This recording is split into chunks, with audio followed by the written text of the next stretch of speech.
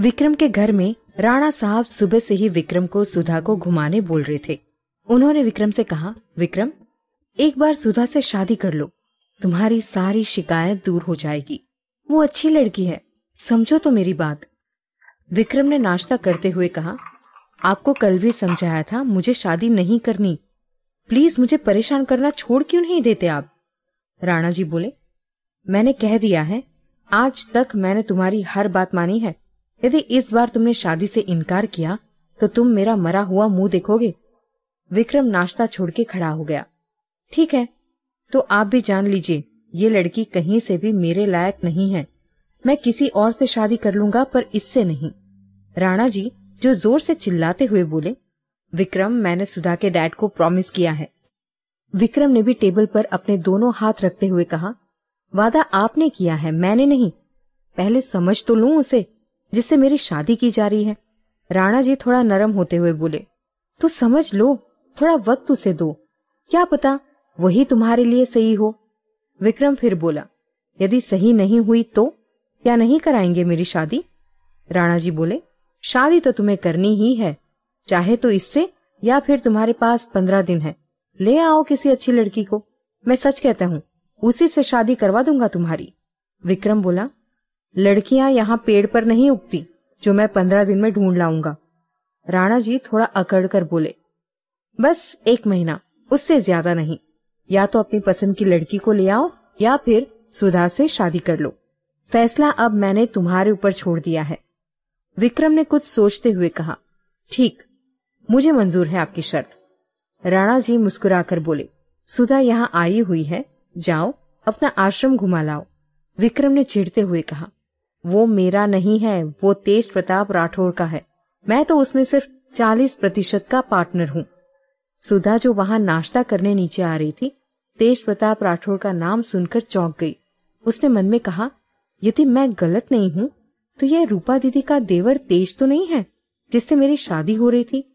सुधा ने कुछ सोचते हुए कहा, अंकल, सच में मैं यहाँ जब से आई हूँ बोर हो रही हूँ। आश्रम ही सही है, एक बार घर से बाहर जाना चाहती हूँ, थोड़ा मूड फ्रेश हो जाएगा। विक्रम ने चिढ़ते हुए अपने मन में कहा, हाँ, और मेरा मूड कचरा करेगी। विक्रम कुछ बोलता उससे पहले ही सुधा ने आकर विक्रम का हाथ पकड़कर उससे चलने कहा।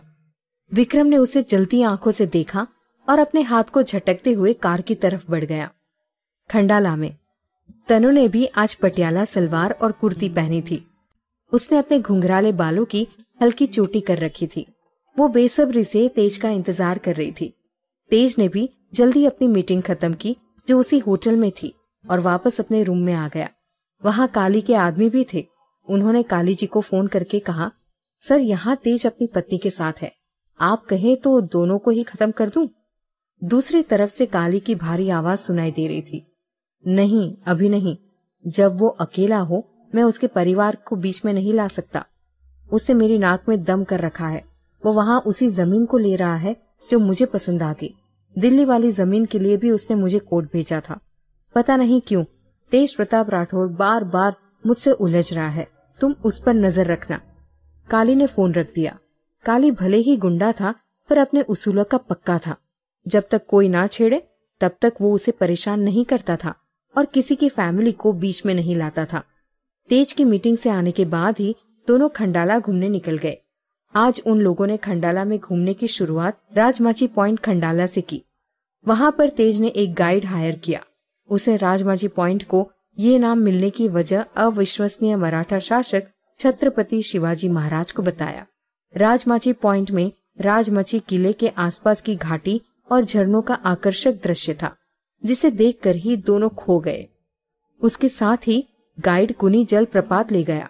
इतनी ऊपर से गिरता हुआ पानी देखना वाकई आश्चर्यजनक था और आसपास की पहाड़ियों की खूबसूरती दोनों को ही आकर्षित कर रही थी।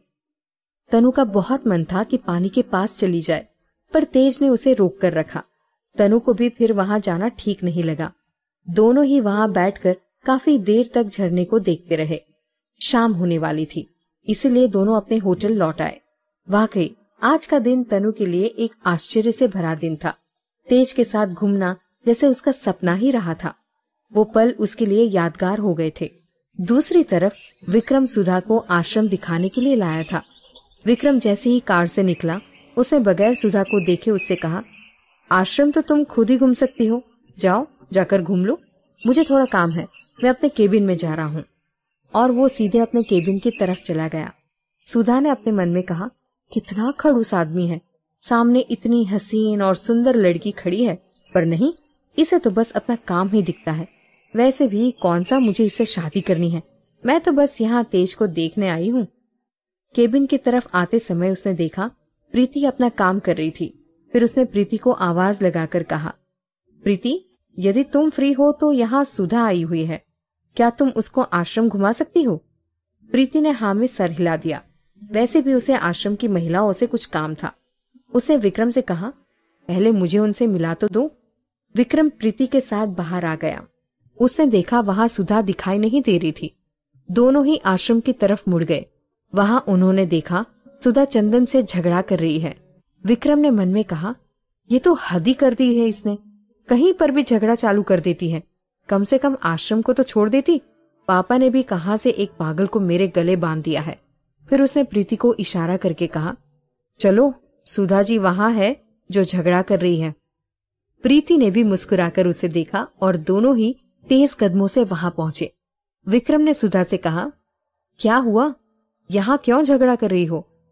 ये नौकर है यहाँ का, मुझे अंदर जाने से रोक रहा था। मैंने पहले ही कहा था कि तुम मुझे घुमा दो, पर तुम ही नहीं माने। अब देखो, इस नौकर की इतनी हिम्मत कि मुझे इसने रोका। चंदन ने हड़बड़ाते हुए कहा, सॉरी विक्रम सर, मुझे पता नहीं था कि मैडम आपके साथ ही हैं।